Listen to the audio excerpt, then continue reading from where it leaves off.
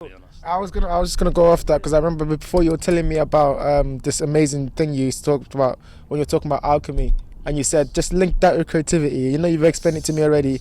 but yeah, go on, talk about alchemy and what you think about that and how it relates to creativity. Okay.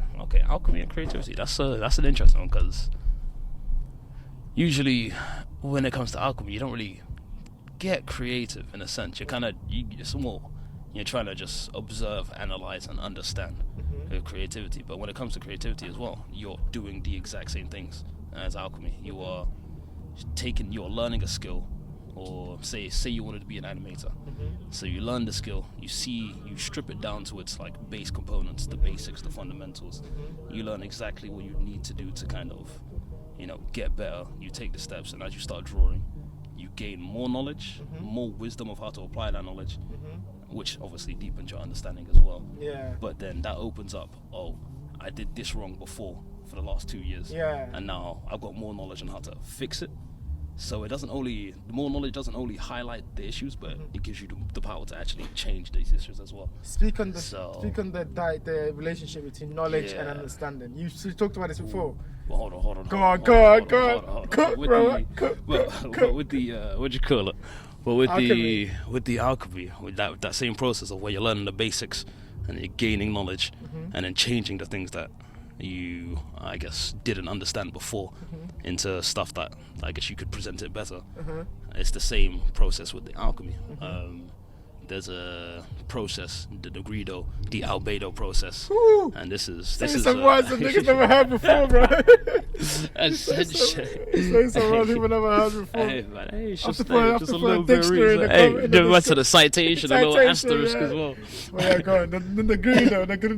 Negredo. Sounds like a drink, bro. Okay. It does, but that's essentially in its entirety. It's like the dark, the all the bad, like gunky stuff, the underlying, the shadow, the impurities, the filth that lies in everyone. But the whole point of it is to bring it to the surface. The whole point of it is to bring it to the surface. Yep. You see those, I guess, bad stuff, they come up to the surface, and now you have the opportunity to get into the albedo phase, where you purify all of that bad stuff. What does that look like? Sorry to interrupt. What does No, that no look like problem. practically?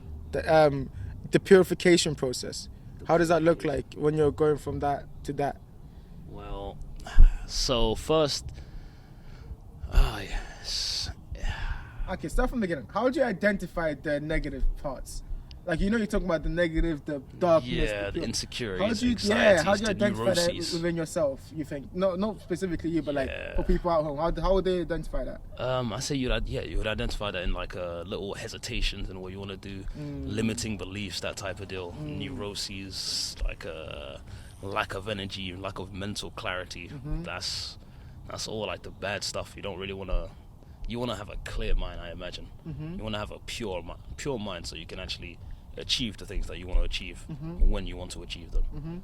And in my opinion, that shouldn't be an issue. If you want something, you should be able to just go out and get it. Yeah, As simple as. simple There as. shouldn't be any reason why you shouldn't. Yeah. And those insecurities, anxieties, fucking neuroses, You gotta they get- all yeah, come. yeah. They all come to stop you from doing what you're fucking doing. Okay. So Nah, I 100% agree. but it's like you can't avoid them as well. Everyone has them, Yeah. but you have to bring them out into the surface. You have to see them for what they are and accept them for what they are before you can ever have a chance of like purifying yourself to actually get to that point where you can actually achieve your goals. When you 100%. need to. 100%. I think just to speak on it myself, I think we've spoke about this before.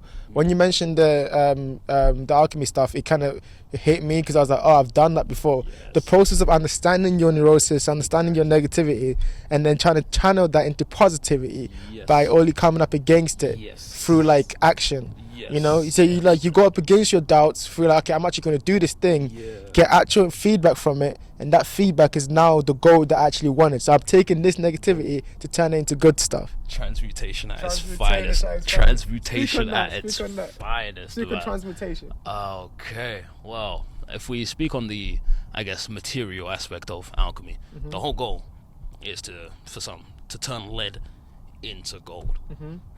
Get that really low quality material and then turn it into a high quality material, without, like, I guess that's the whole transmutation process.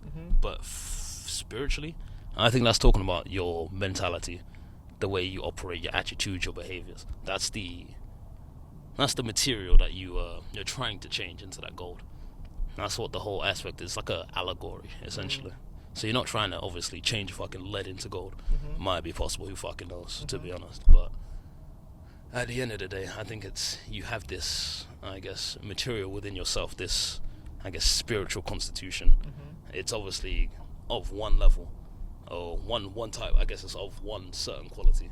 And you're trying to improve that day by day 100%. into the quality that you desire, you know what I mean? 100%.